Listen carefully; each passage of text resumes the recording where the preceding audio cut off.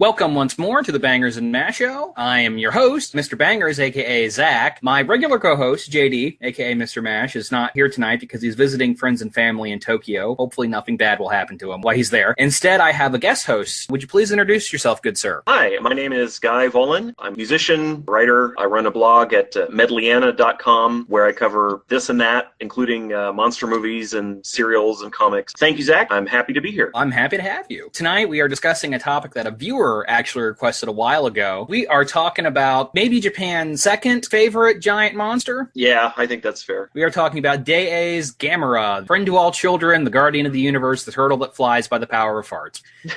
Right. What's your experience with Gamera as a series? If I could go back to my grade school years, and I'm going to date myself here, say this was in the early 80s, my school library had a set of books on monsters. I think it was from the famous Monsters of Filmland people. It was a set that had orange covers, but there was a volume on King Kong, and there were some on the Universal monsters, and there was one on Godzilla. I know exactly the book series you're talking about. I read those too. I'd get the Godzilla book, and I'd read about Godzilla, and it had summaries of most of the movies up to that point. I wanted to see these movies, but they weren't really on TV that much, and it was kind of hard to get a hold of them. I saw a few of them, but a lot of the times, if I tuned into Sunday afternoon Creature Feature, or a few years later, it would be Commander USA's Groovy Movies, they would show either American monster movies, stuff like Them, or The Giant Claw. I mean, I must have seen The Giant Claw like a dozen times when I was a kid. But if they showed Japanese stuff, sometimes it would be Godzilla, but a lot of times it would be Gamera. My feeling growing up was everybody knows who Godzilla is. He's a cultural icon. But Gamera, he'd show up on my TV, and I'd be well, who is this guy? Even though some of the movies have pretty obvious shortfalls, the fact that maybe more limited in appeal kind of meant that I had them all to myself. I have this affection for Gamera because I did grow up watching a lot of these movies. I don't think it's unfair to call him a knockoff of Godzilla. Yeah. It's pretty clear that these films were made to cash in on the popularity of Godzilla. But over the years, they have developed their own weird mythology. And I really love the movies from the 60s because they're completely crazy and they have all these really weird monsters in them.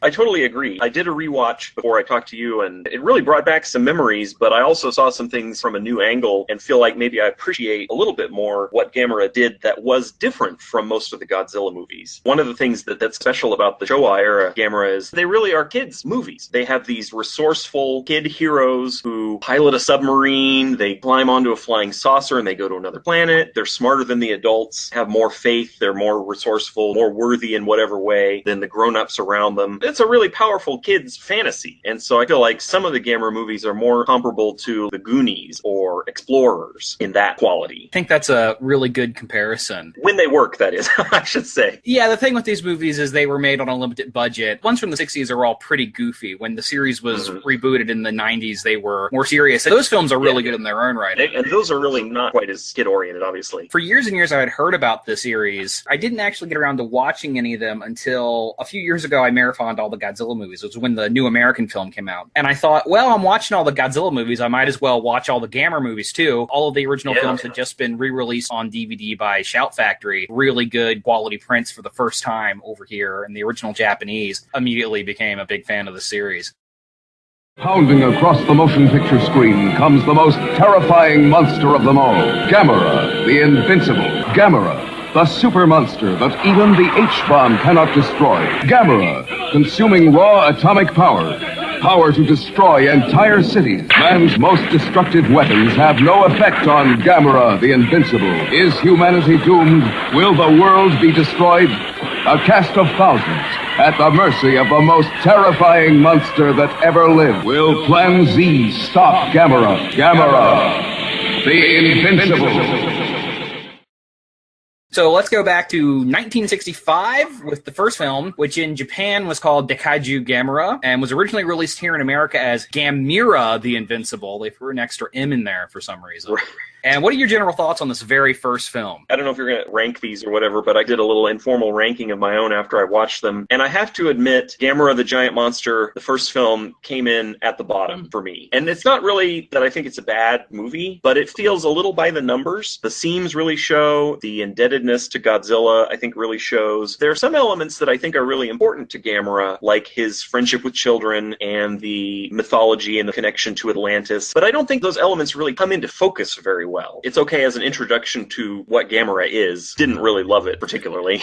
Yeah, is really indebted to Godzilla. Is in black and white. It's the only one of the series that's in black and white. And unlike the other films where Gamera is completely a hero, in this one he is lumbering a giant monster who destroys Tokyo. There's a little boy in this named Toshio, raised by a widower father and has his older sister, and he's obsessed with turtles. For some reason, Gamera saves him earlier in the movie. A lighthouse gets knocked over and he catches him in his hand. Yeah. Which is odd because throughout the rest of the movie, he's tearing down buildings, breathing fire on people, and eating fire, which is a weird thing he can do. It's a little weird, too, because we get Toshio's perspective that he loves his turtle and he's convinced that Gamera saved him and that Gamera is a friend, but the rest of the movie doesn't quite bear that out. There's the one sequence near the end where Toshio jumps onto a train, driving trains toward Gamera filled with explosives. There's not much evidence that Gamera really even notices this kid or that he would stop destroying the refinery or whatever it is. It makes Toshio's faith in this movie seem a little delusional. Obviously, marketing reason for this is very clear. These monster movies were super popular with kids in Japan. So I think the idea that Daiei had with Gamera would be, oh, well, let's put a little kid in the movie that loves the monster as much as the kids in the audience will. Eventually, that would become a primary part of the character. But in this first movie, it does really stick out. A scene where he tears the roof off a building and breathes fire on everybody inside. Yeah, and that's one thing that is kind of interesting is that even in the later Gamera movies, which are very directly kids movies, the monster fights are still pretty brutal. Much gorier than the Godzilla films at the time. Not too many of Gamera's opponents come back for a rematch because they wind up dead. It's an interesting contrast. But something that is cool about this movie, and that the studio would continue to display throughout the 60s films, is how weird the monsters are. As longtime genre fans, we're used to the idea of what Gamera is. He's a giant turtle who shoots fire out of his leg holes and either flies through the air like a rocket or spins around like a flying saucer. But in this first movie, imagine being a person in 1960, whatever, watching this for the first time, and suddenly the turtle starts to fly midway through. The thought process is, what the heck am I watching here? Yeah.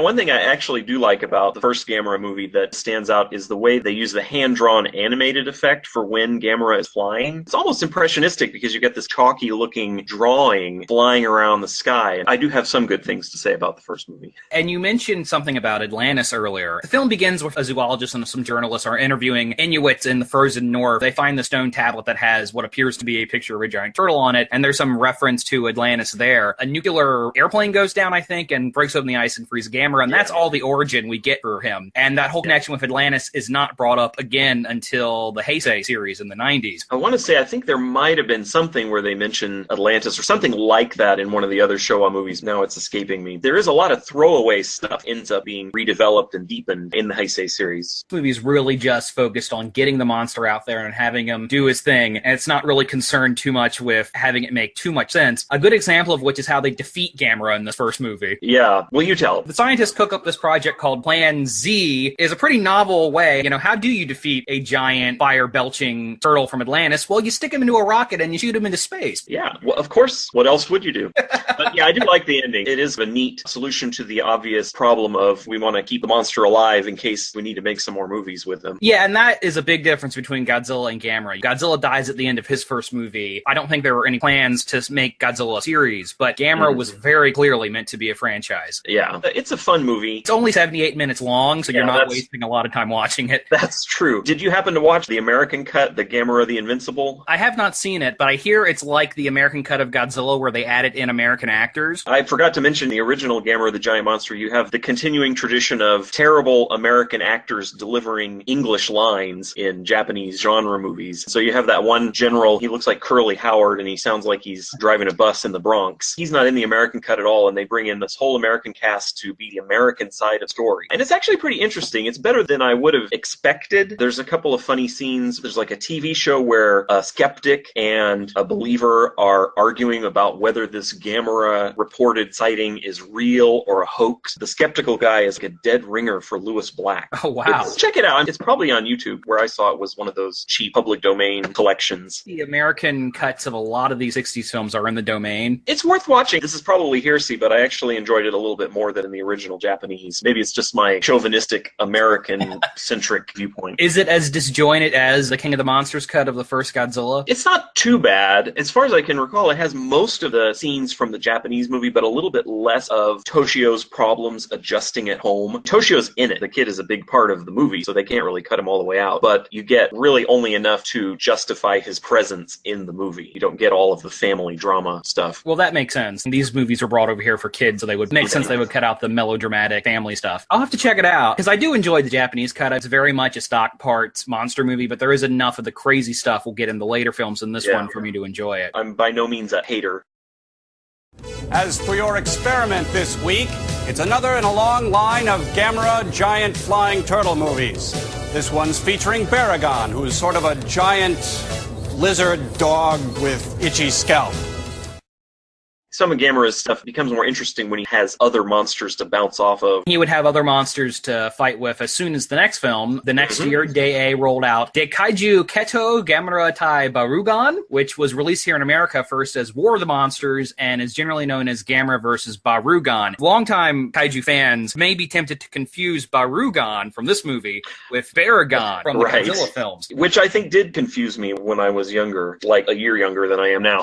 I don't know if that was a deliberate thing. That root word baru in Japan means alligator, so I guess it makes sense as a common root word for giant monsters, but it is confusing if you're just trying to get into these movies for the first time. So what do you think of the second film in the series? I like this one a lot, but I think it's a little bit of an outlier. There are no children. The plot is much more like some of Godzilla's Pacific Island adventures with, you know, the treasure hunters who find this jewel on a Pacific island and it turns out to be the egg of a monster. And it's pretty brutal, too, in the sense that this human side of the story, it's like a simple plan or something. It's a treasure hunt that goes awry and they end up killing each other, and a pretty graphic fight scene. It's just a little bit more intense on the human side in a way that I really enjoy, at least as an adult. And then Gamera himself comes in as almost a guest in his own movie. I think he has a scene early on and then disappears for about a half an hour. Yeah, they show his rocket ship that was taking him to Mars. They show it getting knocked off course, and then he attacks a dam or something. Then he's just out of it. I don't know this for a fact, and maybe you have more background information on this, but I wouldn't be surprised at all to learn that Gamera vs. Barugon, maybe the script originated as a straight monster movie without Gamera, decided to put him in after the success of the first movie. Gamera the Giant Monster comes out in November of 65, and then Gamera vs. Barragon in April of 1966. That's a pretty quick turnaround. I don't know if that's true. It wouldn't surprise me, but Daiei also had really, really quick turnaround anyway. Their other giant monster series, I don't know if you're familiar with Daimajin. I've seen the first one. Okay, well, all those movies came out in the same year. Oh my gosh. Wow, I didn't realize that. That was just speculation on my part. I do know this was the only one of the Gamera movies that was made as an A picture at Daiei. All the other ones were done on B budget, meant to be, I don't know, the second half of a double feature or what have you. But this one was designed to be an A picture, which I think is why it's a lot longer than any of the other Gamera movies. This one's over 100 minutes long. It's why it has that focus on the story of these three treasure hunters. My issue with the movie is that it doesn't have as much monster stuff in it as I would like. I really like the stuff with Barugon, who is the super weird monster. Yeah. Design-wise, he just looks like a big lizard, but his powers are very strange. He's got this long frog-like tongue that he can shoot a freezing ray. Of course, he's also got the rainbow that comes out of his back. Spikes. The deadly rainbow of doom. Yeah, which is pretty wild. And this is one that I do remember seeing when I was in middle school. And if I could digress for a moment, when I was in middle school, I came up with this board game. The idea was to simulate these kaiju battles. I called it Monster Arena. We would create these random monsters. I'm not going to make any claim that this was a great game in terms of playability or anything, but the most fun part of the game was coming up with these crazy powers. Every time we made a new monster, we would give them these weird powers, and we put it on a little index card. And I never really made the connection until I was rewatching Gamera vs. Barragon, and I thought, this creature with this freezing tongue and this terrible rainbow, I don't know if that was the inspiration for this game, but it would have fit right in. Oh, that's really cool. You should redo that and get it on Kickstarter or something. Yeah, I'm sure it was terrible. That was one that I do remember watching as a kid. I put it in with Mothra, Ibira, and Space Amoeba as the South Pacific cycle of Japanese kaiju movies. Is a setting I just find really fascinating. There's very much that element because the Valley of the Rainbows, where they find Barugon's egg, is supposed to be in Papua New Guinea or something like that. Yeah, I think that's what they say, yeah. And there is this native princess who accompanies one of the heroes back to Japan, and there's a love story with them. And that's very similar to Godzilla versus the Sea Monster. Varan kind of did that as well. King Kong was obviously a huge influence on all of the kaiju genre. The Japanese studios at the time thought, well, what's a good origin for a giant monster? Oh, they just find him on the strange, mysterious island somewhere. That's true. And maybe I'm reading too much into it, but I think it's an interesting look at the Japanese colonial idea, too, that they have their return of the repressed in their own native population of these islands that ends up taking this fantastical form in the movies. That's a really interesting way to think about it. And I fully encourage reading too much into these movies because I'm going to be doing some of that later on in the show. But I do like the monster stuff in this movie. Like I said, the Gamera films were much gorier than the Godzilla films at the time. And you have things like Barugon bleeds from his neck. The monsters tear each other up. The end of the movie is Gamera bites him by the neck and drags him under the lake. And the whole lake turns purple because that's the color of Barugon's blood. Yeah. You know, they made that to appeal to the kids at the time and maybe to distinguish themselves from the competition. But I find the human stuff in this film, it doesn't interest me as much. The script is jumbled. They come up with all these ways to kill the monster. They make a man-made rainstorm because water causes Barugon to go to sleep.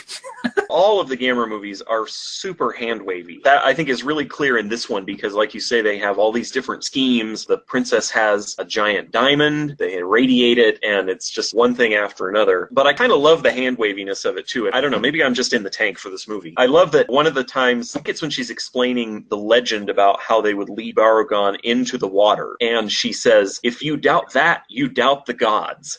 That's going to be my answer to everything from now on. It's just the way it is, you know? There is some cool monster action. They destroy Kobe Tower in this, and I think Osaka Castle gets destroyed in this, too, which was also destroyed in I think you're King right. Kong vs. Godzilla. For me, there's not enough monster stuff. I think the human stuff really drags this movie down, and for me, it's much too long. That's fair. I feel like the next movie is really when the Gamera franchise would find its stride.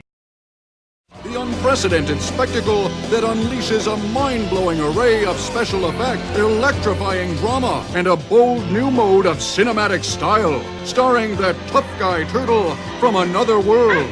Gamera! Along with a fresh new face from the latest wave of Brat Pack performers who's clawing his way to the top of Tinseltown. Catch the full impact as these two dynamic stars make motion picture history in this thunderous spectacle of epic proportions.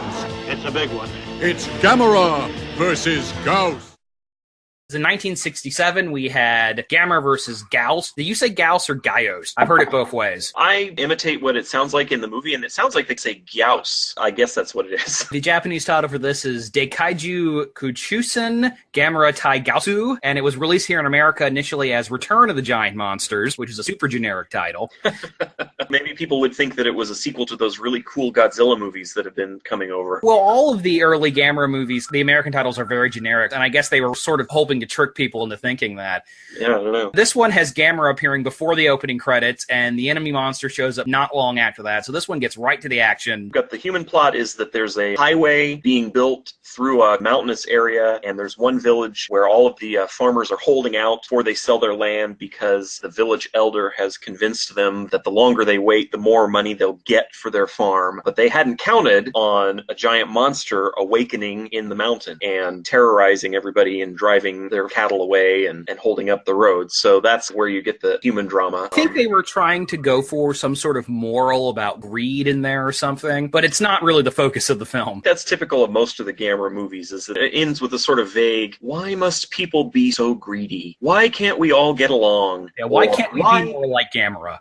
yeah, really, basically. Or why can't we be more like the children? I can see that maybe we're going to have some contrasting reactions because I wasn't into Gamera versus Gyaos quite as much, didn't dislike it. But I don't find Gyaos, at least in this story, a very compelling monster. And I like him in the Heisei trilogy in the 90s. It's a little hard for me to put my finger on. Gyaos is very much obviously inspired by Rodan, and the suit is super awkward. And the weird justification they come up for that in the film is that he can't move his neck because he has two spines. Right. And he can shoot this laser beam that can cut anything in half, which leads to a really nutty sequence where he cuts a car in half and people keep driving it as it splits in two. Yeah, I forgot about that. Okay, you've just elevated Gamera versus Gyaos at least one step for me. And this one really focuses on the kid thing. I don't know what the reaction was to these films when they were new in Japan, but the kid stuff in the first movie must have been well received. Really comes back hard on this one, and it wouldn't go away. The main character in this is this little boy named Ichi, who loves Gamera, and Gamera saves him early in the movie from Gyaos, and even takes him to an amusement park afterwards, where like he stands still while the cops get him off of his shell. It's kind of hard to imagine the Gamera in the first movie who was attacked attacking jets and tearing down buildings, doing something like that. Right. Early Gamera was like a wild animal, neither good nor evil. Once we get into this cycle, he almost becomes a family pet. He's definitely a lot friendlier. It's a much faster progression than what happened with Godzilla. It wasn't really until Son of Godzilla that Godzilla became a heroic figure. But Gamera, with the third movie, he is the friend to all children now. Right. There is some cool monster stuff in this. Like Rodan, Gyaos can bring up a big wind with his wings, knock down buildings and stuff. We've been talking about the weird ways they try to stop the monsters in these movies, and it continues with this one. They fill a rotating building, they fill the roof full of blood, get Gyaos on there and spin him around so that he becomes dizzy. Yeah, it's pretty nuts. And also Gyaos shrinks in water. That's right. That's another plot element that would be totally forgotten in the later ones. Yeah, it's just sort of one thing after another. It just doesn't work as much for you, I guess, huh? Well, I don't want to badmouth it or anything. I guess not. Gyaos is a cool monster. This one has some crazy monster gore in it. Gamera almost gets his arm chopped off. You find out that his blood is the cyan, bluish-green color. Yeah, as thick as house paint. Would continue something from the previous movie where once again Gamera defeats his enemy by dragging him into something, and this one he drags Gyaos into a volcano, which happens to erupt conveniently. I like this one. I think it's a lot of fun, and I think it really would set the precedence for the rest of the sequels. Watching the Japanese with the English subtitles, and in this one you do get the pleasure of English subtitles like, "This sucks," and "Don't wuss out." So it's a very contemporary rendition, I guess. Yeah. Attention all spaceship crew members. Our radar screen has picked up the target we've been looking for. Prepare the ship for an immediate attack. Something's wrong. Someone's jamming the radio. We are losing all our air. Gamera, help us get out. Gamera has been located. Attack Gamera at once.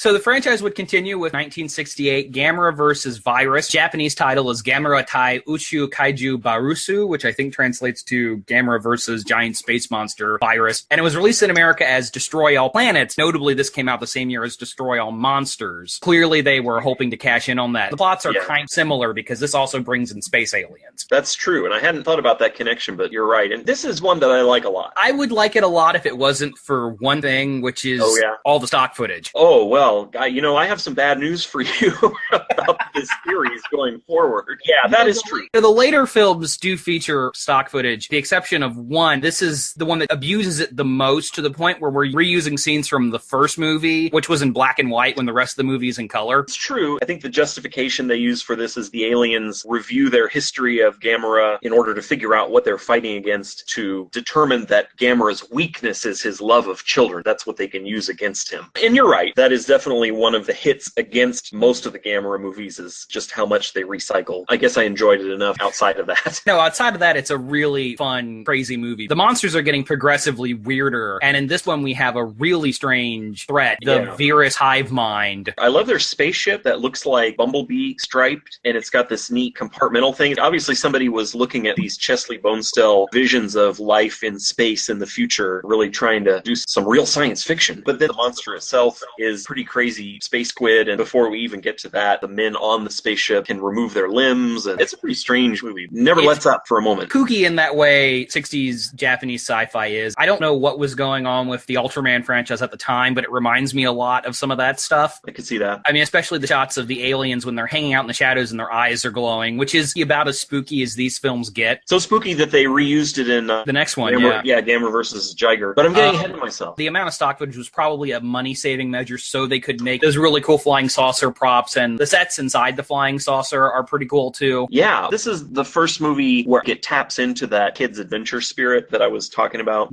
where you've got these two boys who are Boy Scouts. They're already pranksters and independent even before we get into outer space. They sneak into this experimental submarine and switch around the controls, and then they get to pilot the submarine. It's a really fun fantasy just in that sense. In this case, the children characters work without being super obnoxious. There is this boys' adventure element to this one. An interesting thing that they would would continue to do is one of the boys is Japanese and the other one's American. Yes. And I think that was done so that the movie would have equal appeal in Japan as it would in America. And one of them has a Dick Tracy-style communication watch. Yes. He's the tinkerer. He's the one that can figure out the electronics and things. Right. And I believe this is the first one that introduces the Gamera theme song. I think you're right. Infamous Gamera March. And that plays when they're in the submarine and they meet him underwater. And it's this extended sequence of them being excited and playing with Gamera. It's Gamera fun time is what once we get to the monster stuff, the monster fight in the back half, when the Viras, their ship is destroyed, and there's this really cool sequence where King Alien moves his tentacle and decapitates all his minions in one swoop, and they fuse into one giant Viras. Yeah, it's a very cool sequence, very Doctor Who or something. Yeah, a little bit, and it leads to this super crazy fight. Yeah, kind of a space squid, but he impales Gamera with his spiked head. He impales him, and then Gamera flies up into the sky while spinning, so you get this image of this giant squid monster attached to this turtle spinning through the air. I don't know why that isn't used more often as a GIF on the internet. Hey, you could be a trendsetter. It's just such a nutty image. Where else are you going to see something like that, other than a movie like this? Definitely. For me, that stuff, the big fight at the end, the stuff with the kids is really cool, and that does make up for the over-reliance on stock footage to a degree. If the movie wasn't so chock full of recycled scenes, it would, without a doubt, be one of my favorites in the series. Well, that's fair. This is as good a time as any to point out, too, that when you watch these all in succession, you know that there are 3 Gamera movies in a row that have the same leading man.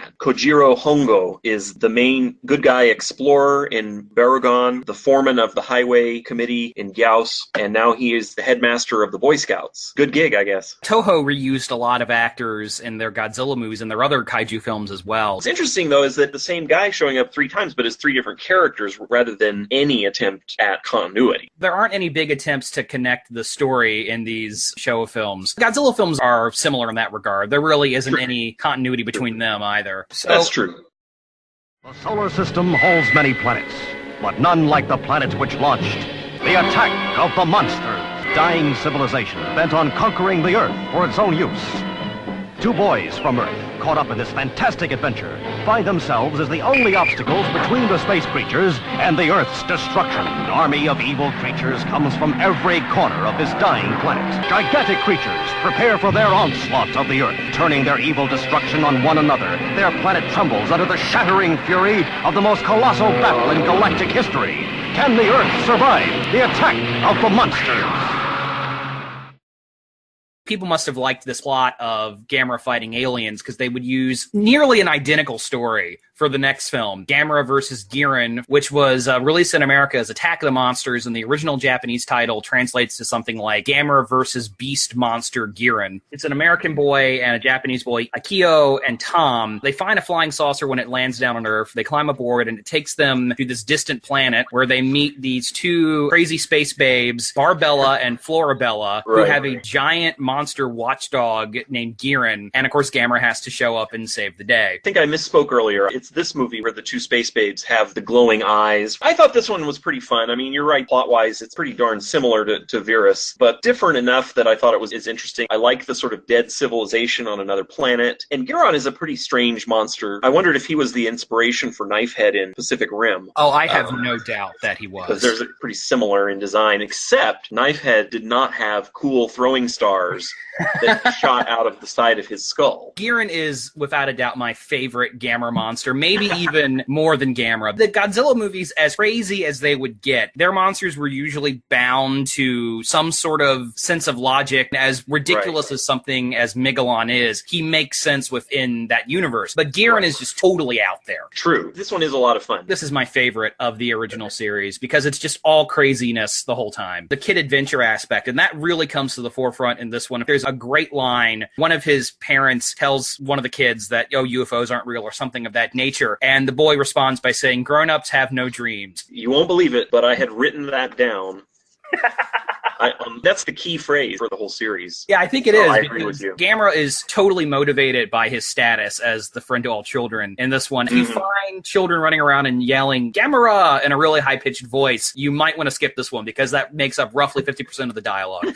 That's true. But I did like this one, and I like the 2 space women. They sort of balance potential cloyingness or the treacliness of having the children because they're pretty cutthroat. And, yeah, they want to eat the kids' brains. Yeah, but even some of the sequences where the kids are they're running from them on the other planet, and they use this transporter that is very economically shown by just having lights light up on different terminals. Yeah. And they get the two women trapped in this transporter. They end up going on a round trip around the whole city. Showing off that really cool miniature set. Yeah, but then they just show up again at the same place. Something out of a Looney Tunes cartoon. They're right behind me, aren't they? Hear the alien women speaking in their natural language. It's obviously just the sound of a tape being rewound. Right. And there's a lot of really fun, weird stuff in this. And I've always wondered, one of the alien women is named Barbella. There's no way that's not a reference to Barbarella, right? Oh, yeah. I think you're right about that. The monster stuff in this one is completely nuts. Gearin himself is a really crazy design. And even though he has these squat little legs, he can jump hundreds of miles into the air. And one little thing about that design that I love is his eyelids are always droopy. So he looks like the sleepy giant lizard bulldog knife thing. Oh, yeah. And he totally jacks up the space Gyaos, which is just a regular Gyaos painted silver. Shh. Don't spoil the illusion. Yeah. That scene actually works pretty well because it just cuts up that Gyaos. Segments him like he's a sushi roll. Yeah, that's a good strategy. If they'd had a bigger budget for more monsters, we might have seen that more often. Something that demonstrates just how deadly Guiron is. Originally, the Space Gyaos was supposed to be a different monster, but they didn't really have that in the budget, so they just brought back a previous suit and painted it a new color and said it was a different thing. Well, that makes sense. Always very economical. The monster combat in this, I just love how nutty it gets. You mentioned Gearin has these natural shurikens that he can psychically shoot out of his head, and there's a moment where Gamera gets them in his arms and legs. His strategy to remove them is to dance. Oh yeah, Gamera's doing the go-go. Right, that's what they say. I think the other moment that was made famous, most of these movies were featured on Mystery Science Theater, and a lot of the segments have become infamous. And in this one, it's where Gamera flies up in the air and lands on this cylinder parallel beam and does a gymnastic spin. Just amazing. Where else are you going to see crazy bullshit like this? You know? Oh, yeah. This is definitely one that delivers it. I rate this one pretty highly, too. Yeah, I like this one a lot. And there is some stock footage in this one, though it's not quite as gratuitous as in the last one. The last one, there was 10 minutes of stock footage. In this one, I think there's only about 3. It's not as good as something like, say, Destroy All Monsters, but it does represent everything I like about 60s Japanese monster movies. Yeah.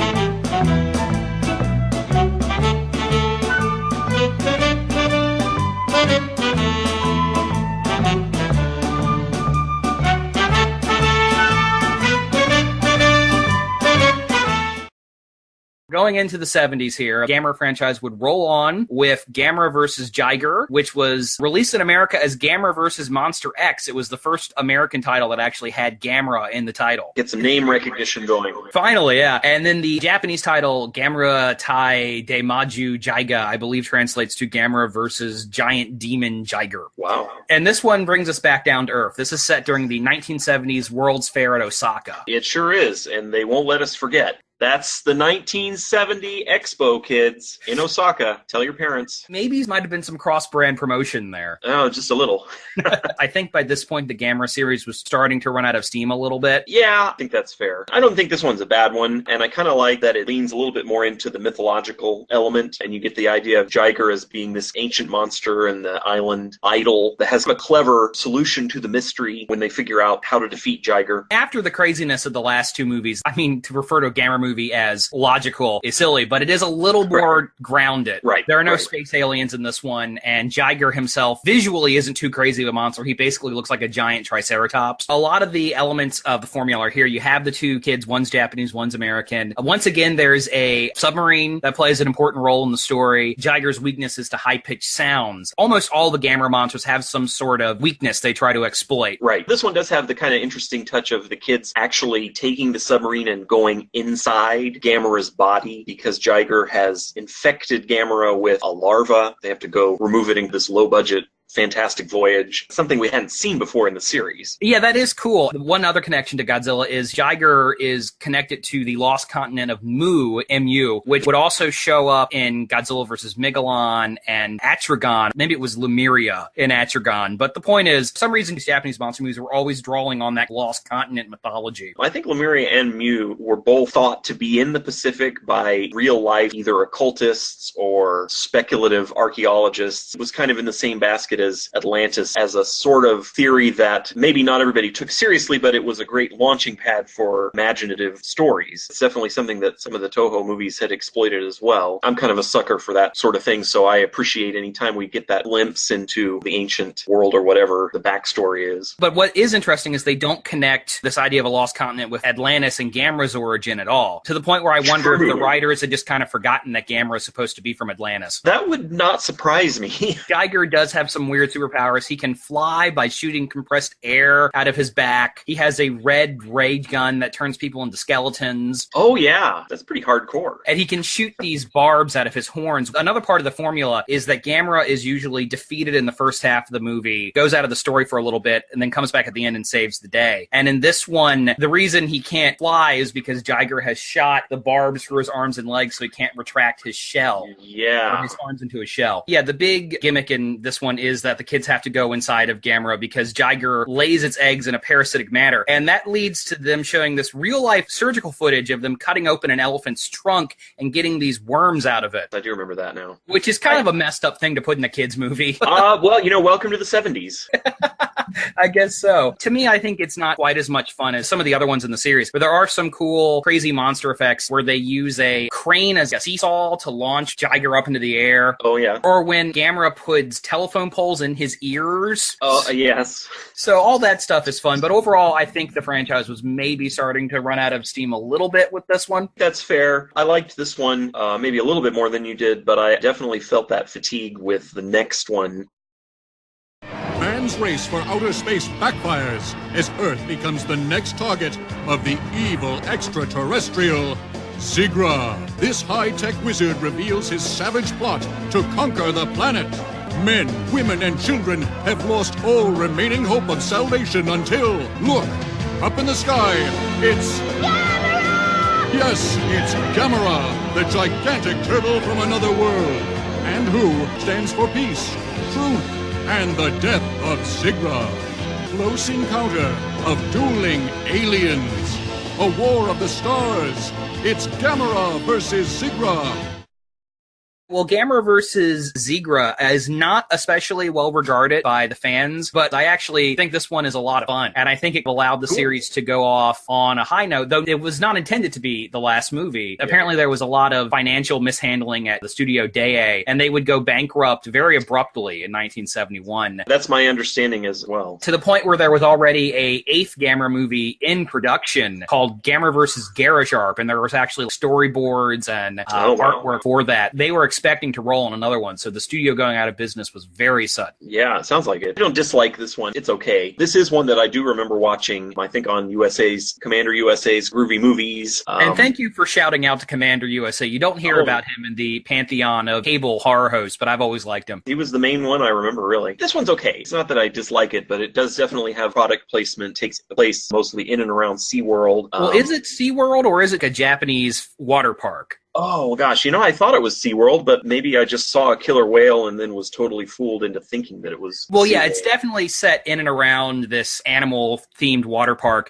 and I guess that makes this the Jaws 3 of the Gamera franchise then, doesn't it? Could be wrong. I have to go back and look. Maybe I just imagined that I saw that sign. Definitely set at theme park or a water park anyway. I think this one really brings the groovy back. Get another crazy space babe who can hypnotize people with her eyes, and she spends part of the movie in a mini skirt and go-go boots. The key sequence in this movie is she's chasing the kids through the park. There is this crazy psychedelic rock song on the soundtrack. Yeah, that part is pretty cool. My issue with this one was not so much the content, but the pacing. If it were a little tighter, I don't know, maybe I was just tired. It's really hard to say. I remember it being a little sluggish. sluggish. All of these movies have a pacing problem. I don't know how you were when you were young and watching these films for the first time, but for me, when I was a kid watching this stuff, it was, when can we get to the monster stuff? I'm sure I was the same way. It was even worse because we had to sit through commercials, too. When I say something has pacing issues, maybe you just need to take that with a total grain of salt. I would have mentioned Zigra himself, inspired by a goblin shark, which is a real type of shark with a weird protrusion out of its head. Zigra can fly by flapping his fins. He wants to conquer Earth because he considers the planet unworthy of humanity, also because he wants to eat all of us, and he calls himself beautiful. He's just this really weird monster. I would agree with that. And Zigra is pretty interesting in terms of motivation. Gamera versus Zigra is the environmental statement of the series. Right. It's all about humanity is polluting the ocean, and it ends with this moral. Yes, exactly. It's like Godzilla versus Hedorah a little bit. Would probably make a good double feature with that one. It was actually released the same year. I guess maybe that was a problem in Japan at the time. Definitely. So I think Silent Spring, the book was 69 or 70, but I could be wrong about that. Dawn of the environmental awareness movement. An interesting pacing aside, I do enjoy a lot of things about it. And I agree that Zigra is a very weird monster. Yeah, you know, I love these movies. I love the weird monsters. And just before we move on, I just want to mention one more thing about this. After Gamera defeats Zigra, he picks up a rock and plays his own theme song on the enemy monster's back, like a xylophone. Yes. Hello, darling. Yes, that's right. It's Lilo me, Elvira, Mistress of the Dark. We are shipping out this week here on Movie Macabre. Shipping out to that land of compact cars and sushi bars, Japan. The movie's called Gamera Super Monster. And if you think Godzilla was a killer, just wait till you lay eyes on Gammy Baby. And he is one super duper monster. It's lights Gamera action. So that was basically the end of the original series, except not. In 1980, assets of Daiei was bought by a new company, Tuma Shoten Publishing. Wanted to make a new Gamera film, I guess was intended to be the send-off for the series, but they had no money. The series has already been shameless about its use of stock footage, but Gamera Super Monster from 1980 is less a movie and more a clip show. Oh, very much so. Probably half the movie is pre-existing footage. I would say at least half. I guess in a pre-VHS world, that was okay. There was no way to revisit the movie. I guess it wasn't as big as a deal back then, but now you feel cheated when you see a movie and it's mostly stock. Especially watching all of these movies in a row. For viewers at the time, 9 years is a long time. Even if some of the older movies had been running on television in Japan, they probably still felt justified in bringing him to a new audience, a whole new generation of children seeing Gamera on the big screen for the first time. I remember being a little kid around that time. There were a lot of these Bugs Bunny and Roadrunner movie, I think, came out around that time. There were feature films that were basically recycled clips from things. Now, the thing that's interesting about Gamera Super Monster, which is not a movie really worth discussing too much because, like I said, it's mostly stock footage, but the non-stock footage stuff is all shamelessly ripping off other things that were popular at the time. Yeah, very much so. There's this pirate spaceship that is menacing Earth, is obviously a knockoff Star Destroyer. They didn't even attempt to disguise it. It's a Star Destroyer. Yeah. Going into this rewatch, and I had not watched Super Monster before. Did watch it, and I kind of fully expected to put it at the bottom. There was a lot about it that I kind of liked. Found it interesting, this story about this little boy. He has this rich inner imaginary life, and he's friends with the woman who runs the pet store, who turns out to be one of 3 space women. They're like the secret heroes who are protecting Earth from the pirate. It seems like it borrows a lot from the Wonder Woman TV show, which I don't know how much exposure that got in Japan, but there may have been some similar shows, I assume. They do this weird dance when they transform, which is kind of Wonder Woman-esque. Yeah. The Superman movie came out a year before this. The first Christopher Reeves Superman movie was probably an influence on this. That would make sense, too. What I found really interesting about it is in the earlier Showa movies, several of the movies have these space women. Part of it is in movies that are basically for kids, there's something for dad if he has to drag the kids to the theater. But within the context of those stories, they play this really interesting role. These are prepubescent boys' adventures. The villain, the human villain, these mean, bossy women who are going to eat their brains or who are going to enslave the Earth, and it's basically the mean teacher or the mean mom who's going to make you clean up your room. And so there's this dynamic that I think gets reversed in Super Monster. Still a very prepubescent idea. Little boys, they're still pretty fascinated by beautiful women, I think. Yeah. It gets weird because they rescue the one woman who is the evil agent, and this is what starts to turn her towards good, and she sleeps in the same bedroom as the little boy. And the mom comes in and she just says, oh, well, he always wanted a big sister. He's like the only one who knows what's going on, because this is is another angle that I think is weird about this movie. Supposedly these things are happening, but the boy says, oh, Gamera fought this other monster in this other city. And the mother is like, oh, well, that's nice. There's really no mention of that, any indication that this is happening outside of his imagination. Right, and there are a couple of dream sequences that feature yes, too, which are very weird. Which also feature animated footage from Star Cruisers and Galaxy Express 999. Yeah, I don't probably rate this movie much higher than other fans do. I kind of feel like if I had the opportunity to show one Gamera movie in a theater as a midnight movie, I think I might choose this one just because you get so much Gamera. You get the highlights from all the other movies, and then you get these very strange dream sequences, and you get this whole superhero fantasy that doesn't, on the surface, have a lot to do with Gamera. It's like this prepubescent fantasy of having a really cool, beautiful babysitter. That is a really interesting reading of this film, and not something I had thought about, so that's actually giving me some new insight into this. I could be full of crap, too. During one of Gamera's walks for Tokyo, he knocks over a Godzilla poster. Oh, yes. Yeah. Which seems a little mean-spirited and perhaps unearned. Definitely. My understanding is that they had hoped to maybe start a new series with this film, but then apparently by the time they were even finished making the movie, they knew that wasn't going to happen. He sacrifices himself and dies at the end. Spoiler for a 40-year-old, 30-year-old movie.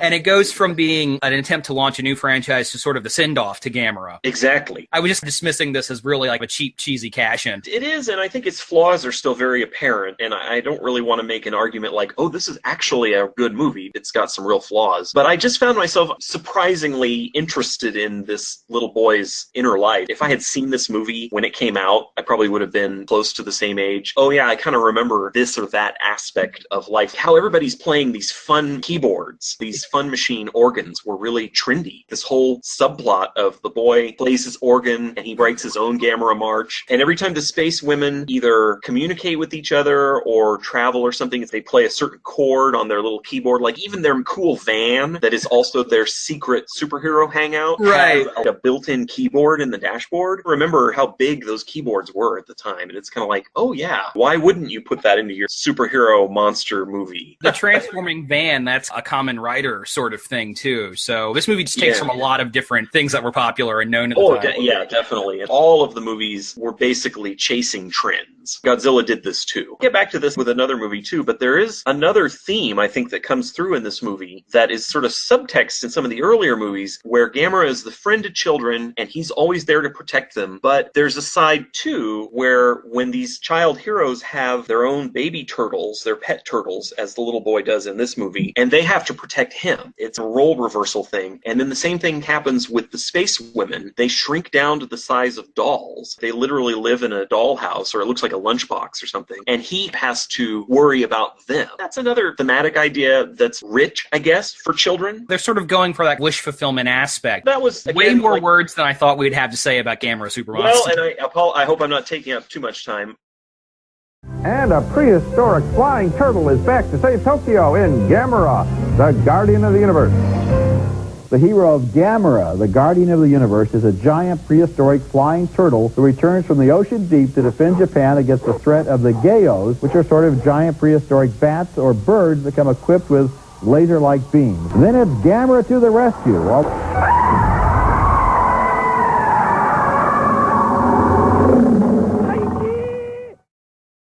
So that was the end of the original Gamera series. In 1995, they decided to bring Gamera back. This came out the same year as Godzilla vs. Destroy Us. So the Godzilla series was ending, and now Gamera was coming back maybe to fill that void that had been left. And Gamera, Guardian of the Universe, this is a totally different take on the character. Very much so. They wanted to make a dark and gritty Gamera movie, which on the face sounds completely ridiculous. How do you make a giant turtle that flies via farts grim and gritty? But somehow it actually works really well. This is really a fantastic set of movies. I agree with you completely. It sounds like it would be a parody of the gritty reboot, but it really works. They brought on a lot of personnel who grew up watching the earlier Gamera movies, self-avowed fans. The writer and director have some real credentials in genre movies. They probably also had the example of the Heisei Godzilla movies as far as the sort of level of seriousness they wanted to aim for. There's some similarities in terms of the kind of continuity between the installments and some of the the institutions that they establish in the fictional world, so that you have some recurring characters, they have some recurring government and research units, that it does remind me of what had been done with Godzilla in the 80s and 90s. But I think it's really very successful. They're really very good movies, in my opinion. This first one is almost a deconstruction of a kaiju movie. At one point, they mention how the stock market is plummeting because of the giant monster attacks. Public transportation has become completely useless because so many people are fleeing the cities. The news broadcasters are trying to stay up to date with what's happening, but things are moving so quickly they can't. There's even a moment devoted to the Japanese Senate is trying to vote on whether or not to attack the monster, which makes it ahead of the curve in a lot of ways, because last year we had Shin Gojira, which was doing some of the same thing. True. And that's very much of a piece with trends in the 1980s and 90s in genre movies, but also in the comics and TV, of just trying to inject a little bit more, not necessarily maturity, although I think there is that too, but just a little bit more grounded approach to these genre properties. People who grew up with these characters thinking, what would happen if this were the real world and this happened? The level of the production is much higher, obviously, than the low-budget movies from the 60s and 70s. Very good special effects. There's some CGI, but a lot of it's still practical. Yeah, there is a little bit of CGI. There'd be more in some of the sequels, but creature effects in this one and the miniature effects are really, really great.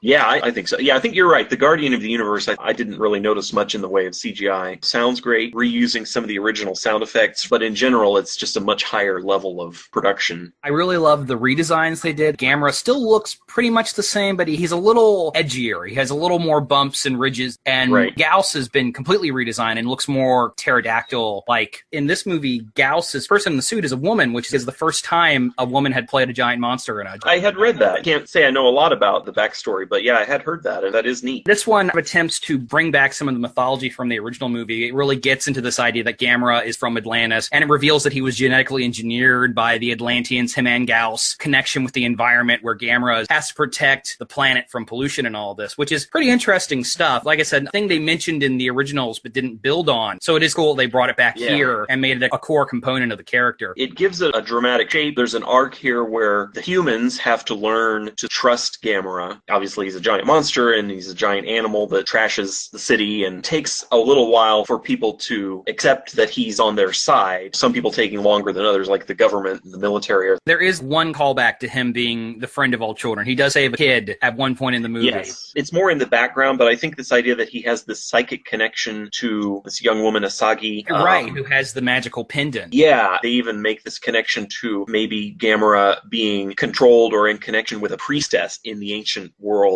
There's still the idea that children are important to him. It's a little bit more generalized. Now he's a guardian of the earth. He's a guardian of the future. The children are maybe a little bit more symbolic. It's kind of a deepening of some of those concepts. I really like the idea of connecting Gamera with this girl. When he's injured, she's injured. When he goes into hibernation, she goes into hibernation. And that's sort of a cool way to get the audience more involved with what's happening with the monsters, to put a human element to it. I really like the actress who plays Asagi. I understand that she is Steven Seagal's daughter. She is. So I was just about to mention that. Glad to have you confirm that, because I read it and I'm like, is that true? She's got this really expressive face where all she has to do is look out the window. Gamera's out there, but she has these very expressive psychic eyebrows. Yeah, I like that actress too. She's good. And the movie is very well directed. Monsters are frequently shot from a low angle, which emphasizes their size. And there's one really cool scene. This is, I guess, their homage to Tim Burton's Batman, where Gyaos flies up over the moon. Yeah. Oh, yeah. Yeah, that is a cool scene. I like this one a lot. I think this is one of, if not the best Gamera movie. I agree. And it would launch a new franchise.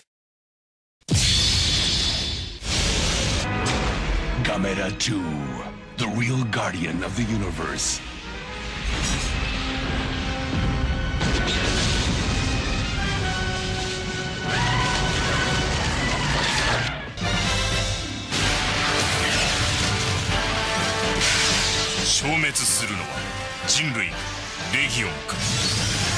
Gamera 2, Advent of Legion. The next year, in 1996, we got Gamera 2, Attack of the Legion, or Advent of Legion. I've seen the title written as both. This is the same director, Shisuke Kaneko. Ito Kazunori is the writer. They would write all these movies, and they would later go on to do one of the best Godzilla movies, Godzilla Mothra King Ghidorah. Yeah. And what do you think of Attack of the Legion? I kind of have mixed feelings about it. I think it's my least favorite of the Heisei trilogy, but it's still a very solid movie. On the one hand, I think Legion is a pretty fantastic monster. One of the most elaborate kaiju suits ever made, it must be. Yeah, but even in the story, it's a very well thought out ecosystem for this monster and his arrival on Earth, the pods that they create to launch their seed to other planets. Really well thought out. It's probably the most rigorous science fiction in any of the Gamera movies. So a way to do a more grounded, realistic version of the Star Wars alien element that so many of the 60 films had. Yeah, that's true. I hope I'm not alone in thinking that Legion owes a lot to Destoroyah and that both owe a lot to the Aliens series. Oh yeah, that is very fair to say. There are scenes in this movie, subway tunnels are filled with the little Legion drones that feel right out of Aliens. It's really well done, though. I really enjoy that. What slows it down for me a little bit takes this mystery monster approach where you see all these strange symptoms before the different human characters put all the clues together, figure out what's going on, and then we really get a glimpse of the monster. And it's just a little too drawn out for my taste. It ends up making the movie a little bit slack. Part of it is that we also have to make room to catch up with the characters from the previous film. So there's a little bit of character service that has to be done to get Asagi back on board and get the bird expert. They're all fine, and again, I don't think it's a bad movie or anything. It's a little bit slow getting off the ground for me. And I agree with you that this one is a little slow. For me, what drags this movie down, there is this romantic subplot between the character Hanomi and the young colonel. I really just didn't care for that at all. I just didn't really get any chemistry between the actors. Yeah. But all the monster stuff is super cool. Oh, yeah, the monster's great. You mentioned continuity in this film. In the previous movie, Tokyo Tower was destroyed during the fight between Gamera and Gyaos, and in this one, Tokyo Tower is still being rebuilt. Right. The biologist has written a book. The cover, sometimes it's the same picture of Gyaos nesting on top of the demolished tower. Earlier, you talked about reading too much into these movies. If you want to read into something, these 90s Gamera movies have a weird Christian subtext. I mentioned it earlier. There's always been this element in Gamera where he's injured midway through the story and then comes back. And in this one, he blows up the Legion's pod and it decimates the whole city of Sendai, which is actually eerie in retrospect because Sendai was devastated during the earthquake in 2011. Gamera is out of the story for a while. It's the belief people have in him that brings him back to life, so he's resurrected. Right. And then the real religious aspect is the monster Legion is, of course, named after Mark 5'9". Right. We are Legion because we are many. Are they trying to say that Gamera is a Christ figure? You know, I hadn't thought about it in quite that way. Although he does end up getting impaled through the wrists. Yeah, they crucify him in the next movie. Yeah, I think you're probably right. That whole sequence where he is seemingly dead or dormant, then he gets brought back to life through this crowd of people, a lot of children. So there's that idea of that the belief of the children will bring him back to life or support him. It's kind of like a Peter Pan moment, too. You're not wrong. It's definitely a resurrection. And I don't know if that's because there's this crypto-Christian background to it, or if it's more like a screenwriting thing where bring the hero low in order to build him back up again. You're almost definitely right, but there is some stuff in this one, and there's a lot more stuff in the next one that really kind of makes me wonder. But just as a straight-up kaiju movie, Advent of Legion is pretty great. Some great suit effects, some awesome fight scenes. The monster effects are all really super cool. Yeah, I agree.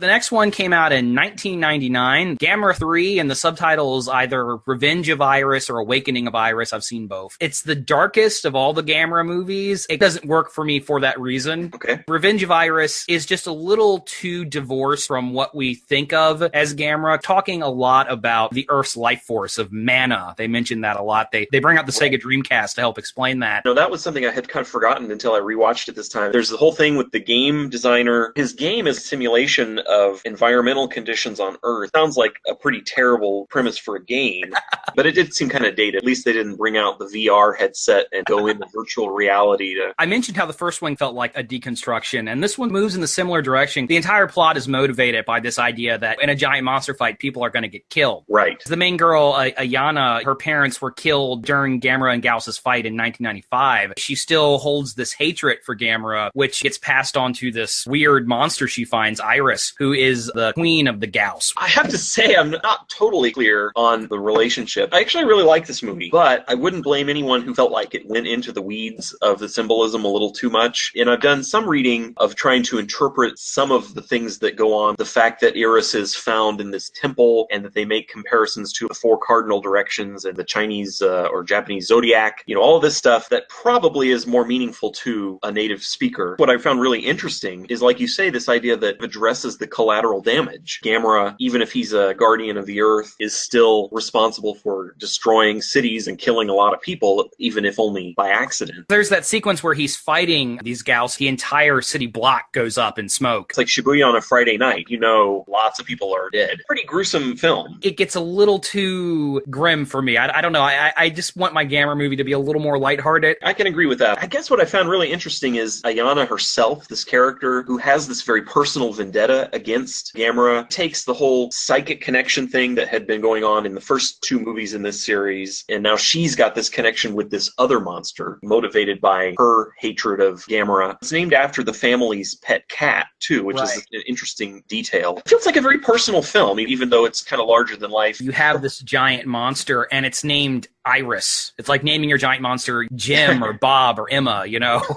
In a way, it takes a fluency in the kaiju metaphors and tropes, maybe more than some of the other movies do, just to be able to describe it. There is this element of Japanese spiritualism that maybe is a little lost on us over here in this country. And that could be. To piggyback on what you were talking about, the Christ references, there's definitely a sense that I've got a lot to say about that.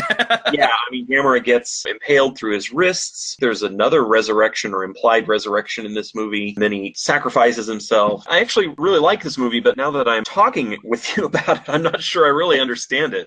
It's a movie I enjoy in the moment, let me put it that way. If you're going to look at this movie through a Christian element, it becomes a story about faith being tested and renewed. The girl hates Gamera, but at the end of the movie, he still saves her. This idea of that if you've abandoned him, he still loves you. That's very true. He gets a knife shoved through his hand. They crucify Gamera in this. Which sounds like if you were to pitch a parody of a grim and gritty reboot of Gamera, that's like something you would suggest because it just sounds tasteless. Works for me, but it's definitely a movie that has some loose ends, too. It's a shaggy movie. There's these cultists who are in here for some reason. I don't even really remember what they do. I just remember they're in there. And I feel like there are too many characters. I really find the story with Ayane and the boy she likes, Morobi, I find that stuff to be very compelling, but the other plot elements don't really interest me as much. The game designer is an interesting character because he shows up to drop these cryptic one-liners and be above it all, and he's the hanger-on of this, like you say, the cultist who is somehow connected with the government. They even say that she's the government's chief fortune teller, which is just interesting. There's the whole idea that this is really in an exaggerated or parallel universe where that's completely normal. Yeah, and I don't know if that stuff totally works. I don't know that it does either. And when I watched it this last time, I was kind of like, oh yeah. And then they just show up at the Kyoto train station where the final confrontation takes place, and then they just get killed. Writer's done with them. But the monster stuff in this movie is pretty great with one exception. I feel like there is too much CGI in this film. Well, there is a lot more CGI. That's very true. And it has not aged well.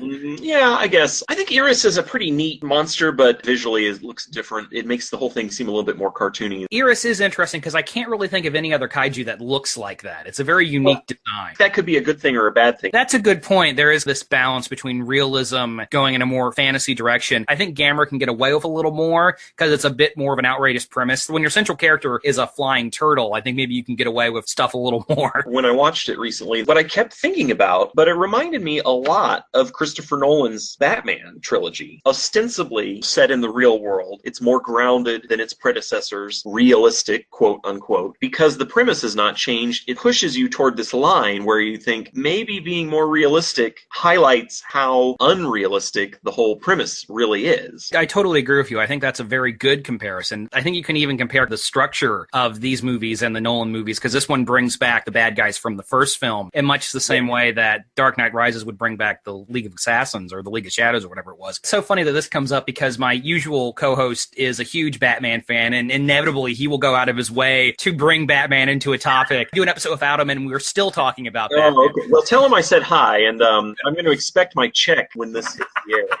Gamera 3 was the end of that series. Ends on a weird, ambiguous moment where Gamera is mortally wounded and he's rushing off to fight the Gyaos. That was the end of that series.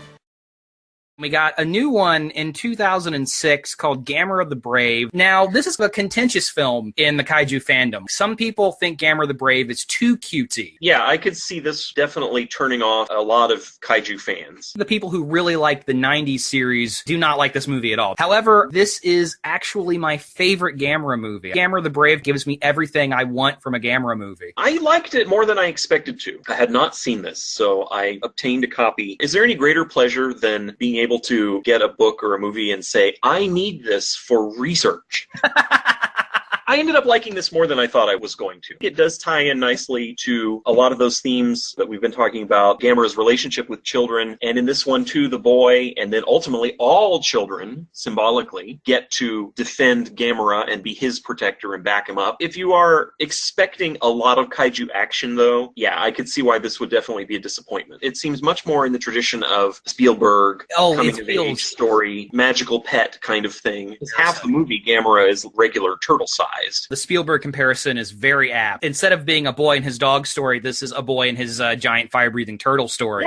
Yeah. The lead boy, Toru, introduced kneeling at his mother's grave. Father is a widower. His mother has died recently. There's just this arc for the story about confronting the fear of death and learning to live while facing the inevitability of death. In addition to his mother passing recently, his best friend, Mai, the girl who lives next door, has some sort of chronic illness, and she goes into the hospital for a surgery. Film begins with the original Gamera self-destructing to destroy some Gyaos. Toto is our main Gamera throughout the film. When he discovers this, there's this fear that now his pet turtle that he has his bond with is going to die as well. And I think that's a lofty but really interesting idea to incorporate into a big, goofy, giant monster movie. Definitely. There's definitely room to criticize this for laying it on thick. And if you're not in the mood for that kind of story, it could really be a bit too much. Because like you say, he's lost his mother, his friend has the heart ailment. Even more telling is the turtle and he both have the same nickname. So when the boy says things like, Toto is suffering, oh, I get it. But I'm a soft touch for that kind of thing too. And I will tell you, the red stone that forms the MacGuffin that they end up needing to get to Toto in order for him to come to his full power, the sequence where all the children in the city are handing off the stone, they just sort of know that they need to take this to Toto. That really got to me. I was really touched by that whole sequence. That elevated the whole movie for me. I'm so glad you brought that up because that is absolutely my favorite scene in the whole film. Really well staged and the music is great. Was really a perfect cap on this circular relationship between Gamera and the children really protecting each other.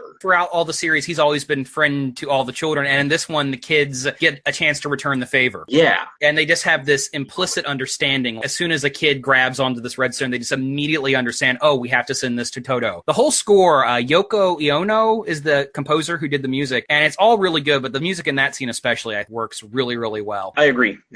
And I can understand somebody maybe being a little turned off by some of the cutesy stuff in this movie when Gamera is still regular-looking turtle, and he's getting into antics in the house, bouncing down the stairs or blowing fire at the butcher knife. Maybe that's a little too goofy, but I think it depends on your tolerance for cute animal antics, and I guess I have a pretty high tolerance for it because I like that stuff. And I do too. I have kids. I liked that stuff before I had kids, though. So this one really is a kid's movie compared to Charlotte's Web or E.T. or something like that. It really works on that level, but it also hits those emotional spots in a very open way. It's not a subtle movie, and that's okay. And it does not have a lot of monster fight. There is this villainous kaiju. They call him Zetus. He's a giant iguana. The kaiju fight scenes are cool. At one point, Zetus grabs Toto with his tail and whips him into a building. Yeah, and then he's stuck there. Somebody doesn't like that. They're not here.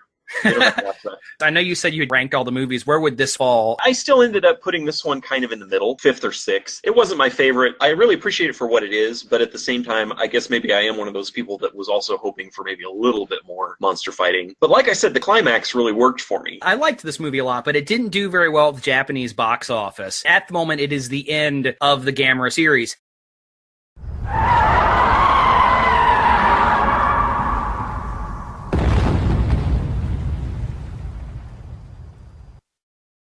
At the 2015 New York Comic Con, they showed off a proof of concept trailer for a new Gamera film. Have you seen this trailer? I think that I did. I haven't watched it lately, so I could be wrong about what it was that I saw. Really cool trailer. That's Gamera fighting this horde of Gyaos that are tearing the city apart. And a lot of people thought, oh, this means they're making a new Gamera movie. But since then, there's been no movement or announcement on that. And apparently that trailer was just a proof of concept, somebody trying to raise interest in making a new movie, and there's been no actual movement on it yet. So I guess we'll see what happens. With the revival of the Godzilla series now, both in America and Japan, I would like to think that Gamera is going to come back eventually. I would like to think that too. And that's a great segue. I figured you probably have some opinions. What kind of Gamera movie would you like to see? Such a good question. Well, like I said, I really liked the way Gamera the Brave had more realistic tone and special effects of the 90s series, but was a little more keeping in what the 60s films did. I would love them to bring back some of the weirder, kookier stuff from the 60s series. I would like to see them resurrect another monster besides just Gyaos, comparing it to something like Shin Gojira, which was very realistic, ultra grounded. I don't know how people would react to a Gamera movie that's really, really kooky and crazy, but that's just personally what I would like to see. I don't know if it would be successful or anything. Maybe it's because I just recently introduced my own kids to Spy Kids, but I think Robert Rodriguez would really have a good handle on doing something like that. Although he uses so much CGI, it would hold one arm behind his back so he couldn't reach his computer. I hadn't even thought about that, but I know that Robert Rodriguez likes kaiju because they show them all the time on his TV network on El Rey. I don't get that channel. I wish I did. Really surprised he's never attempted to do a giant monster movie because it does seem like the kind of thing he would like. Yeah. Kong Skull Island was pretty bonkers. I liked Skull Island. I liked 2014 Godzilla. I'm totally excited for the crossover. I'm looking forward to the Versus movie. If somebody wanted to negotiate intellectual property rights with whoever's got the Gamera rights, I wouldn't object to seeing him in that series at all. Godzilla vs. Gamera is a movie fans have been clamoring for decades. It actually almost happened. Originally, Godzilla Final Wars was supposed to be Godzilla vs. Gamera. That would have been really something. Rights holders, of course, could never come to an agreement. Yeah. The worst case scenario would be something like Godzilla vs. King Kong. Neither monster can really lose. I think the best case scenario would be something like the two monsters fight, because that's what happens when they first meet each other, and then they have to join up against some other threat because they're both guardians of Earth. Like King Ghidorah and Gyaos go through a black hole together and get fused into one monster, and Gamera and Godzilla have to team up to fight him. Wow. Yeah, exactly. It'd be like the JLA teams up with the JSA, you know. First they fight, then they team up. That's the rule in comics. Right. One thing that I would think would be really interesting to do, to go back through the series, not only have they dropped different hints at times that Gamera is from Atlantis, but they have suggested that there was more than one. I think it's in Revenge of Irys that there's a graveyard at the bottom of the sea full of different Gameras. So it would be really cool to have somebody with a real rich visual imagination and maybe a real sense of the epic do a film set in the ancient world. Imagine Atlantis when Gamera was the guardian of the Atlanteans, and maybe more than one. Maybe backstory is a little bit cheesy, but it would still be cool to see something that makes a connection to Gamera's life in the ancient world and then his bond with children in the modern world. That's actually a cool idea. I mean, a lot of people just have this instinctual negative reaction to prequels, but that would be cool. Thank you. When do we start filming? So that wraps up all my notes here. Thank you so much for being on the show, Guy. I really enjoyed talking about this with you. Oh, well, thank you for having me. I enjoyed it too. If you would like to promote your website, please let the listeners know. Yes, it's at medleyana.com, medleyanA.com. Come on, check it out and let me know what you think. Yeah, and you've actually given both this podcast and my blog shout-outs a couple of times over there, which I really appreciate. I've enjoyed what you're doing too. It's a real pleasure to be a part of it. That wraps up this episode of the Bangers of Mash Show. Thank you so much for listening, and until next time, don't get stomped on by a giant monster. Listeners, that would be my advice to you.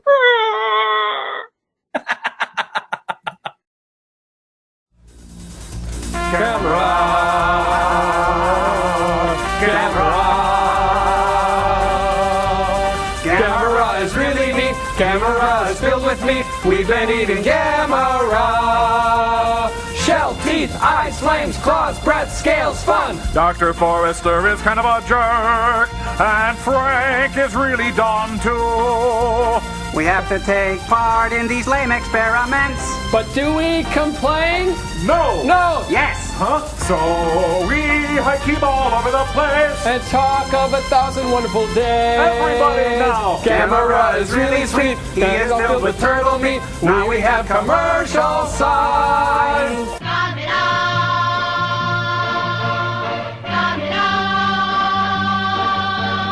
Tsuyoito kamera, tsuyoito kamera, tsuyoito kamera.